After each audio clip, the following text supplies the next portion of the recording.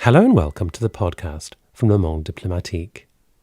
My name is George Miller, and in this programme I'm talking to Julia Buxton about the roots of the current crisis in Venezuela, an oil-rich country beset by hyperinflation, power outages, food and medicine shortages, crime and violence, from which, the UN says, as many as 3 million people have fled since 2015.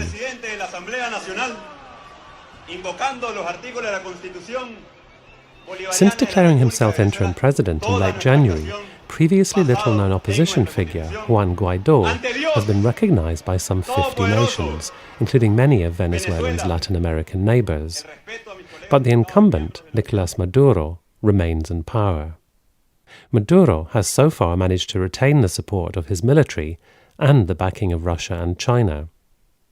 Guaidó, meanwhile, had secured the support of the Trump administration before he made his declaration. Or you can choose the second path, continuing to support Maduro.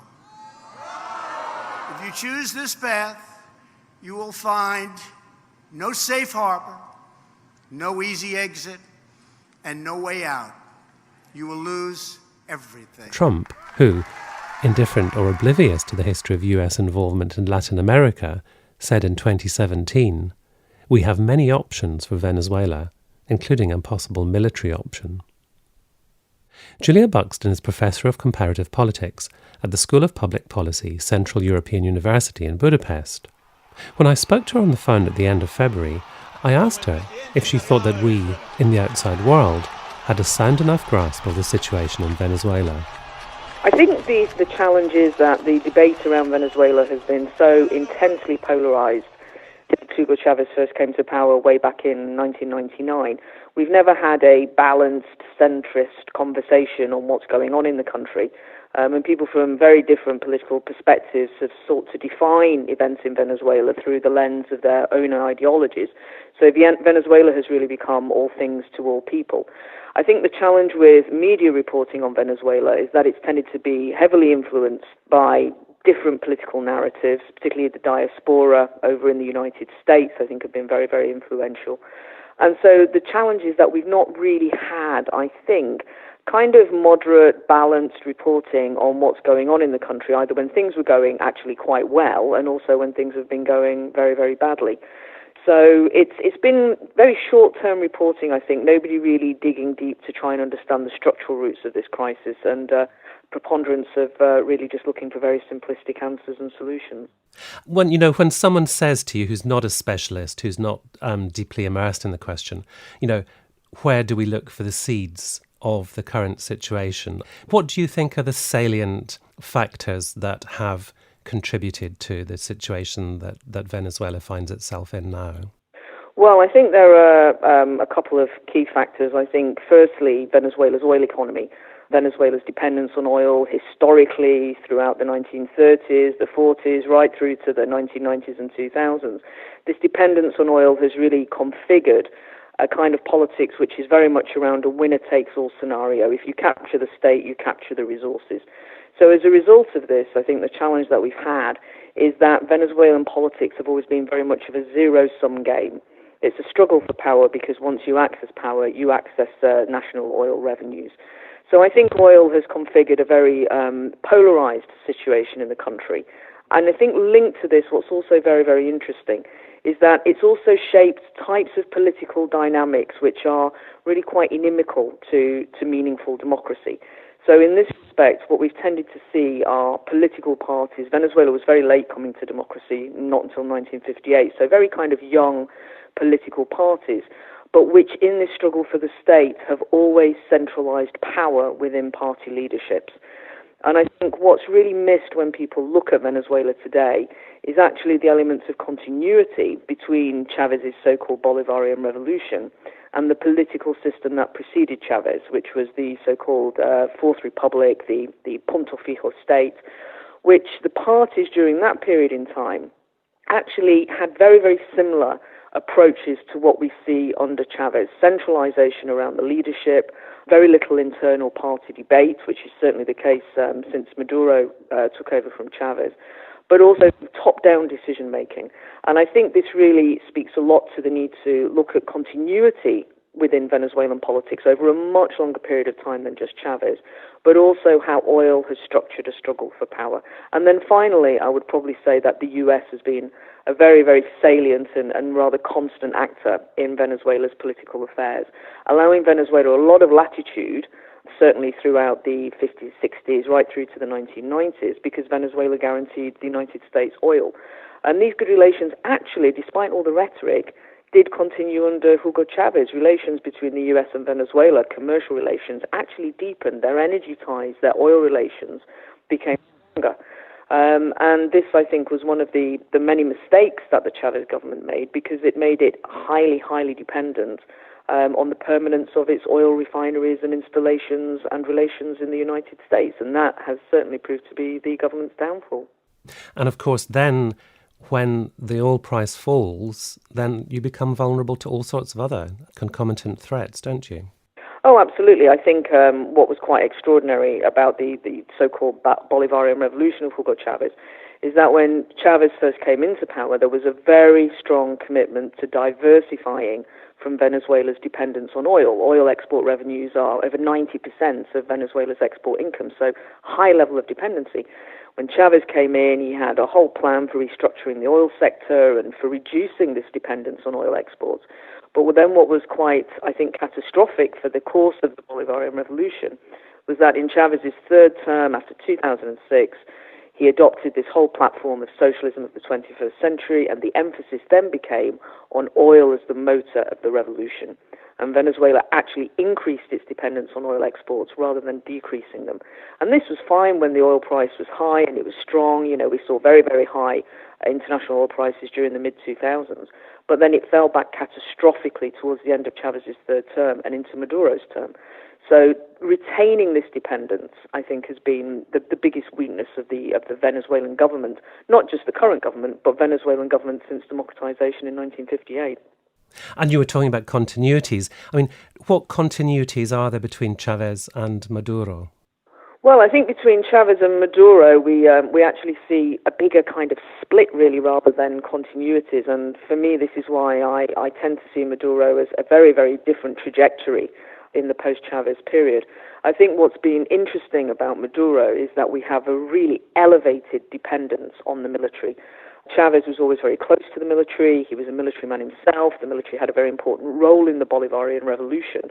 But what we see under Maduro is that the military have had a far more influential role in government. I think this is largely because Maduro has become progressively cut off from the grassroots and community organizations that was so fundamental to Chavez. And for Maduro, it's really been a fight to retain power, to stay in power, and the military have been central to that. So Maduro has given them very, very important positions in the economy, in the mining sector, in PDVSA, in the National Oil Company. So I think the way I would look at Maduro is more that this is a militarized government, far more than we ever saw under Hugo Chavez. The other challenge, obviously, that Maduro has is that he's operating in a manifestly different regional environment. When Chavez was in power, he had left-of-center governments in Brazil, in Argentina, in Ecuador. Maduro has inherited a very, very different landscape. We've got right-of-center governments now in Argentina, in Brazil, in Colombia, and we also have a far more proactive U.S. government under Donald Trump. And I think this has really served to isolate Maduro far more than Chavez ever was. And Chavez obviously was able to kind of purchase, as it were, support and build international alliances because he had the oil revenues, and Maduro simply doesn't have access. So I would say that the Maduro government is shorter on ideas, it's shorter on innovation, it lacks the grassroots connections, and it's more dependent on the military than we ever saw under Hugo Chavez. And we're talking right at the end of February 2019. How secure currently is Maduro's grip on the military and their support for him? Well, we've had a lot of focus on the military, obviously because they're central to the survival of the Maduro government.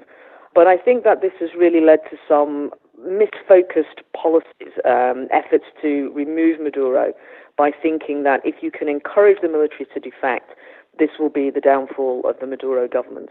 And I think what's been flawed in that assessment is not really engaging with the nature of the Bolivarian military, because this is what they're termed in the constitution, in their mission identity. There is a very, very strong emphasis on revolutionary loyalty, on the legacy of Hugo Chavez. The Venezuelan military are very, I would say, different from many of your other Latin American militaries. Right. They're not an autonomous institution in the same way that other Latin American militaries probably are. So I think the assumption was that it would be very easy to cleave the military away from Maduro. But this was being done at the same time as sanctions were being imposed on individual military officers by the United States. And rather than encouraging defection, I think this served to simply weld the military closer to Maduro. So right now, the media tends to be focusing on individual low-level defections, this kind of trickle of military who are leaving the government and going over to Colombia and seeking asylum. But the reality is that unless it's the senior level military who defect, then Maduro is simply not going to fall. And even if the government does see the military cleave away, turn against Maduro, then we have to think about more longer-term challenges. How do we reform the military in Venezuela in the event Maduro is removed? How do we improve the security of ordinary Venezuelan citizens? Venezuela has one of the highest homicide rates in the world. So we really need to be thinking not just of what happens during efforts at regime change, during a transition. We also need to be thinking about the long-term institutional stability and security of Venezuela, and that starts with the military. So when Juan Guaido declared himself interim president of Venezuela on the 23rd January, did that come as a bolt from the blue, or were there signs that there was movement from that quarter and that was a move that was being prepared? I think there were certainly signs that at least one sector of what is a very complicated and eclectic opposition movement were planning to leverage the National Assembly, where the opposition has a majority of seats, against the Maduro government. In many respects, this has been a bit of a chess game. The opposition won the National Assembly in 2015, and Maduro then effectively sought to bypass the National Assembly by convening a whole new body, which was the National Constituent Assembly. So what we're seeing is this kind of constant back and forward regression and advance between the two sides in this deeply, deeply polarized conflict. I think it became quite clear that one section of the opposition, slightly more radical groups that are associated with organizations such as Voluntad Popular and Vente Venezuela, these have always been organizations that have rejected any form of engagement with either the Chavez or the Maduro state.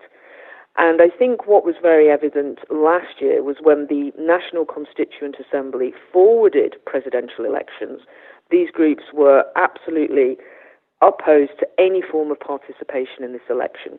And I think their plans to really discredit and undermine that election process, that came undone when Henry Falcón, a former Chavista, decided that he would try and contest Maduro in that presidential election of May 2018. And it was quite extraordinary, really, the vitriol and anger that was directed at Falcón. And I think seeing that hostility to Falcón's bid from within the opposition itself, Falcón complained he faced a more difficult ride from the opposition than he did from Maduro. I think that certainly flagged that there were strong intentions from the more radical right groups to try and push to unseat Maduro sooner rather than later. So I think Falcón, in many respects, thwarted those plans, and that left those groups with the real only alternative, which was to really push for this notion of a usurpation of power by Maduro in January when he had his re-inauguration, his second-term inauguration. So I think we can kind of certainly trace a pattern of events that culminated in Guaido's January the 23rd declaration. So what do you think it's useful for listeners to know about Guaido and the Voluntad Popular party from which he comes? I've had a lot of questions about how come it was Guaido who just happened to be in the position of President of the National Assembly when this series of events began to unfold. I think it's important to point out that there had been an agreement, a long-standing agreement between opposition parties to circulate the presidency of the National Assembly. So Guaido had only been in that presidency of the National Assembly position for a week less than a week, I think, when he was then declared the interim president. So there's not a lot of conspiracy really around that. I think Guaido was legitimately following that opposition agreement in the presidential post at that point in time. But beyond that, there's actually remarkably little that we know about Guaido. We know he has a background in the Venezuelan student movement in the mid-2000s, that he was very active, these kind of private university student organizations, which were campaigning against things like the closure of the private broadcaster RCTV. They were protesting against the loss of autonomy in private and public universities in Venezuela.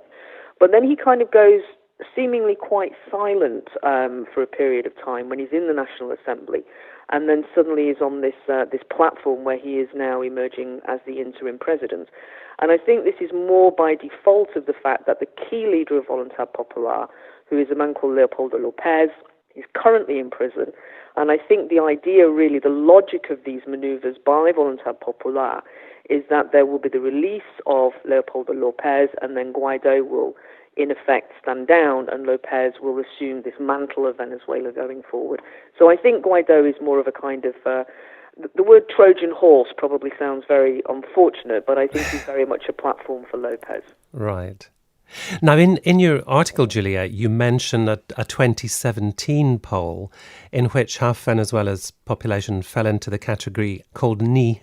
In other words, they were neither supporters of Maduro nor supporters of the opposition. In other words, they were completely disaffected with the political process.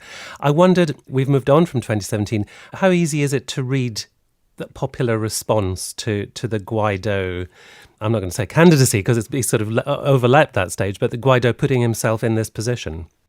Well, we haven't really had any good quality, detailed opinion poll surveys out of Venezuela recently.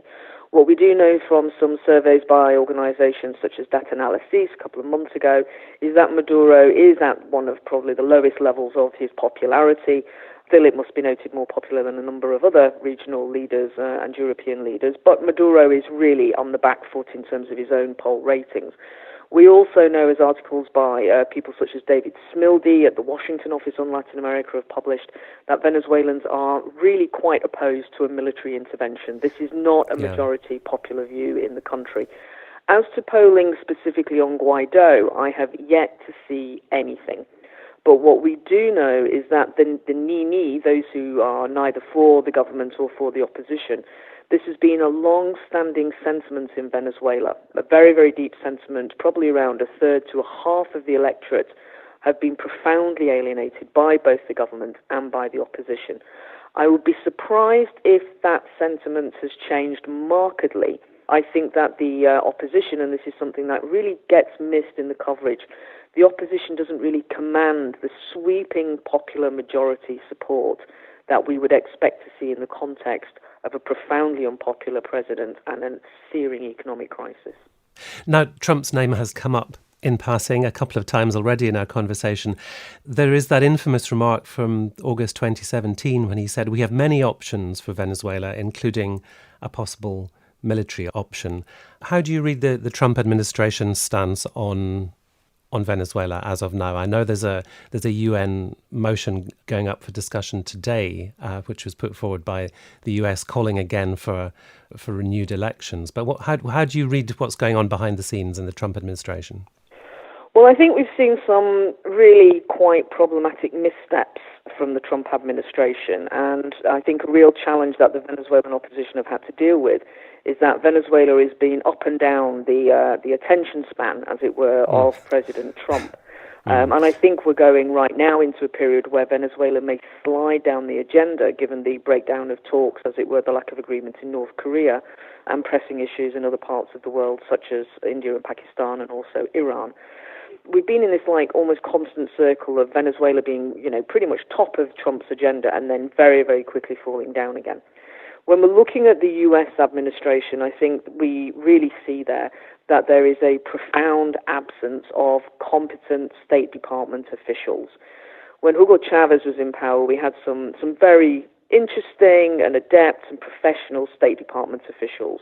None of those people are in post anymore. We don't have, I think, the same level of professional diplomacy that we saw under the Bush administration to an extent and also under the Obama administration. Things were difficult, but there were always people in the State Department who I think could serve as a backdoor for track 2 negotiations and discussions. We don't really have that in Trump's State Department. What we have instead are individual politicians who have really used the Venezuela issue as a tool to leverage their own influence within U.S. politics and the White House. In particular here, U.S. Senator Marco Rubio of Florida. Rubio has become a really key actor on Venezuela policy, and again here I think that's not because of Venezuela, I think it's because of broader ambitions in terms of Cuba. But the challenge is that when policy is associated with an individual, the individual doesn't necessarily have the institutional support or traction to enable that policy to be driven forward. So we have Rubio, who is remarkably high profile on Venezuela, but really hasn't reached out either to the wider Latin American audiences or even a domestic one in order to get a consensus position on how to advance U.S. foreign policy ambitions for Venezuela. I think the other challenge we've got with U.S. foreign policy is that for a long time, and heeding the good advice of many people who told Trump and Secretary of State Pompeo that a heavy U.S. hand in Venezuela would be wholly counterproductive, the Trump administration for a time seemed to take that on board, stepped back and left a lot of the initiative to what's called the Lima Group, the Group of the Lima, which is a number of Latin American countries and Canada who have really been at the forefront of efforts to push political change in Venezuela. I don't think those efforts have been successful. I don't think the Lima Group has been particularly productive. But what's happened over recent days, probably recent weeks, is that the US has kind of pushed the Lima Group back and reasserted itself center stage on Venezuela. I think that's been acutely problematic for the US. I think it's escalated this conflict and tensions in Venezuela to a point that really delivers no benefit to ordinary Venezuelan citizens. But the real challenge for the US right now is, in effect, they've played all of their cards. They've imposed these sanctions on the oil sector. We've had financial sanctions since 2017, and we've had sanctions on individual Venezuelan officials. This hasn't forced any process of political change in Venezuela. Certainly it's weakened Maduro, but it hasn't forced the regime change process that the US is looking for. So ultimately the US right now, I would say, is in something of a corner, and it really needs to either reach out and push for a more negotiated resolution to this situation, or it's going to ultimately follow the logic of its own steps and move towards some form of military intervention, which I think will be an absolute disaster. And what do you make of the appointment of Elliot Abrams as special envoy to Venezuela, a Reagan-era interventionist, to say the least? Well, I think the Abrams appointment was quite extraordinary for a number of reasons. Primarily, from a personal perspective, I had followed the Trump presidential campaign and seen and noted that Elliot Abrams had been very, very critical of Donald Trump. So the notion that there had been this rapprochement between Abrams and Trump, I thought was quite interesting, and I was very interested in what perhaps had been the back negotiations on that appointment of Abrams, because I really didn't think Trump and Abrams had a good working relationship at all. So the surprise was that Abrams was brought into this inner circle on this salient issue of Venezuela. But then, of course, most obviously, Elliot Abrams has this really deeply problematic legacy of his time in office during the anti-communist counterinsurgencies of Central America, some horrific human rights abuses across places such as Guatemala in particular, and El Salvador. And also, obviously, Elliot Abrams was, in effect, charged with lying to the U.S. Congress. So to see an individual with this kind of reputation be brought in to promote a regime change process in Venezuela was quite extraordinary, but in particular because it really was a signal that the U.S. did not intend to reach out or compromise to other interests or actors. So I think that was what was the most salient aspect of Elliot Abrams' appointment. Do you think Maduro can continue to count on the support of China and Russia? China and Russia were always going to be pivotal actors in any negotiations around political change or political development in Venezuela. Russia has invested significantly through Gazprom. Venezuela is very important for the extension of Russia's energy footprint in Latin America. And Citgo, which is the U.S. arm of PDVSA, Venezuela's national oil company, is located in the United States. And as part of a debt credit extension from Russia to Venezuela 2 years ago, or last year, Venezuela provided Citgo as collateral to Russia. So in effect, and probably also motivating the current U.S. position, we see the possibility that Russia will have ownership of an oil company in the United States of America. And that was always going to be very, very difficult for the U.S., but a real jewel for Russia. So the challenge for Russia is that they have invested in Venezuela. $3.5 billion was the last foreign disbursement that was provided by the Russians to Venezuela. So they are going to want to see that money back. But I think for Russia, there's also a geostrategic issue here, and there's also the issue of their energy footprint. So Russia has to be brought into any meaningful discussion around the future of Venezuela, because otherwise they are simply going to remain, I expect, quite loyally by the side of Maduro and seek to enable Maduro to bypass U.S. sanctions and still receive foreign assistance, food and medicine. China are similarly a very, very important actor for any discussion on Venezuela going forward. As I'm sure your listeners will be well aware, China has always maintained a position of respecting the sovereignty of any countries with which it has negotiations. So China's position has been very strongly that there should be no interference or intervention that violates Venezuelan sovereignty. China has lent Venezuela something in the region, the statistics aren't completely clear, but between $60 and $75 billion. China has very heavy investments and tie-ins around, for example, mining, construction, a number of industries and sectors in Venezuela. So for both Russia and China, admittedly, they could quite easily, and particularly in the case of China, write these investments off. The money that's been given to Venezuela in real terms isn't a huge amount for China, which has already been stung on a number of occasions by regime change processes in countries in which it's invested. But I think for both Russia and China, this is also about standing firm against the Trump administration. Venezuela is tied in with, numerous other international geopolitical issues, the US-China trade wars as they are, issues between the US and Russia around sanctions, around Crimea, around a whole host of issues. So I think for many international actors, they have a stake in Venezuela for wider geopolitical reasons and for reasons that aren't specifically to do with Venezuela, but which give them a very important and pivotal role in any discussions going forward. And lastly, I'm not going to ask you for anything quite as crass as a prediction, but I did want to ask you, what signs or signals and what indicators will you be scanning the horizon for as a way of reading what the future is likely to hold for Venezuela? I think what I will be scanning for is silence and quiet, because I think when we have these, the tweets from Marco Rubio, when we have these very, very bombastic and bellicose statements from senior U.S. figures, from the Colombian presidency, from the opposition, I think really what we need to have in Venezuela is a period of reflection. I think there are efforts by, for example, the International Contact Group, which is European Union and Latin American countries, trying to push for an election process. We have initiatives from Mexico and Uruguay. There are rumors of Norway's possible involvement to try and push for dialogue. We need really more focus on round the table rather than events around the border. We've had these concerts, we've had various initiatives, none of which addresses the humanitarian situation or the political situation. I am firmly of the view that we have to have some form of negotiation and dialogue in Venezuela. If Maduro prevails, he will not be able to stabilize the country, and opposition activity and destabilization, as it were, will continue.